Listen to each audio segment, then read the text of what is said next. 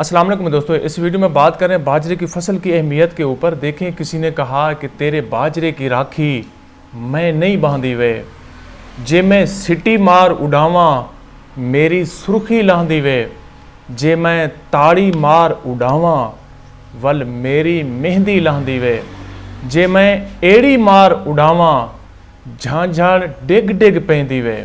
दोस्तों, ये एक हमारी रिवायती फसल है। हमारे जो पिछले बुजुर्ग काश्तकार थे उनकी ये रिवायत में थी और बड़ी अहमियत की फसल है, क्योंकि पुराने ज़मानों में इसकी रोटी पकाई जाती थी। अभी भी वादी सेवन में इसकी बड़ी डिमांड है और वहाँ पे बड़े रकबों के ऊपर इसको काश्त किया जाता है। एज अ बिजनेस भी ये काश्त की जाती है और रोटी के तौर पर भी काश्त की जाती है। इसका जो मतलब जानवरों के चारे के तौर पर भी इसको इस्तेमाल किया जाता है। आजकल तो मैं आप लोगों को बता दूं कि बड़े बड़े हाइब्रिड सीड आ चुके हैं और इस फसल के ऊपर किसी किस्म का कोई खर्चा भी नहीं होता। उन हाइब्रिड सीड से बड़ी पैदावार आप लोग हासिल कर सकते हैं। यार, क्यों हम लोग एक रिवायती फसल को पीछे धकेल दिया है?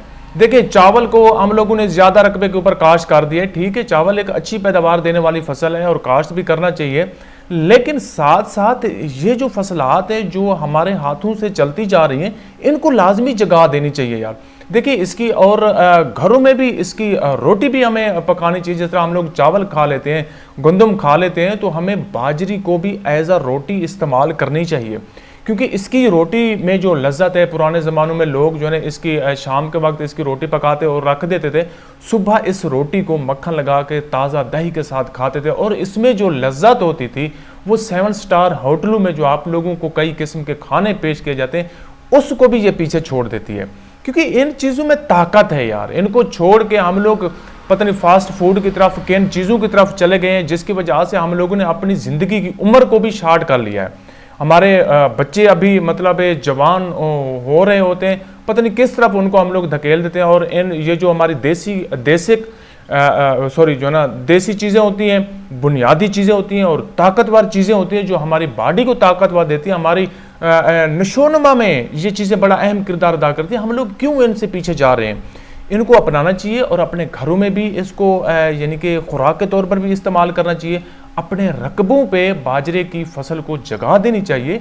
इसकी अहमियत के ऊपर मैं आप लोगों को आज बात करने पे थोड़ा ये वीडियो बनाई है कि इसको हम लोग क्यों नहीं अहमियत दे रहे। यार, ये हमारी मुफ्त की फसल होती है, किसी किस्म का कोई इसके ऊपर कोई खर्चा नहीं होता, नहीं इसके ऊपर कोई रॉकेट साइंस इस्तेमाल की जाती कि ज़्यादा पैदावार हम लोग कैसे ले सकते हैं इससे। आजकल तो ऐसे बीज आ चुके हैं जिनको चिड़ियाँ भी मतलब नहीं खा सकती, और जब सिट्टा बनता है तो सिट्टे के ऊपर जो सीड होते हैं उस सीड के ऊपर किसी मतलब परिंदे वगैरह नहीं नुकसान पहुँचा पाते। तो इनको आप लोग, अपने कहने का मकसद ये है, अपने रकबों के ऊपर इस फसल को जगह दें और इसको काश्त करने की कोशिश करें और इसको अपनी रिवायत में लेके आएँ। इससे आप लोग बिल्कुल इस फसल को पीछे नहीं छोड़ना चाहिए और अपनी जितनी भी फसलात हैं फ़ायदेमंद, और ये भी एक फ़ायदेमंद फसलों में से एक ज़बरदस्त किस्म की फसल मानी जाती है। यार, खाने के हवाले से भी और प्रॉफिट के हवाले से भी, चारे के हवाले से भी। देखिए, गंदम को एज अ चारा इस्तेमाल करते हैं, चावल को एज अ चारा इस्तेमाल करते हैं और एज अ फूड इस्तेमाल करते हैं।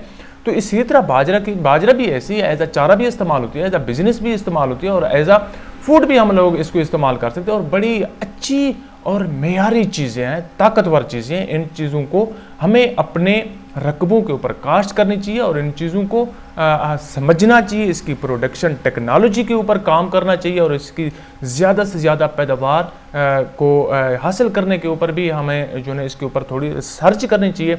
इंशाल्लाह इसके ऊपर मैं ये एक वीडियो मेरी अनकरीब जल्दी आ जाएगी, टोटल मतलब इसकी प्रोडक्शन टेक्नोलॉजी के ऊपर कि किस तरह से एंड तक इसको कैसे काश्त किया जा सकता है।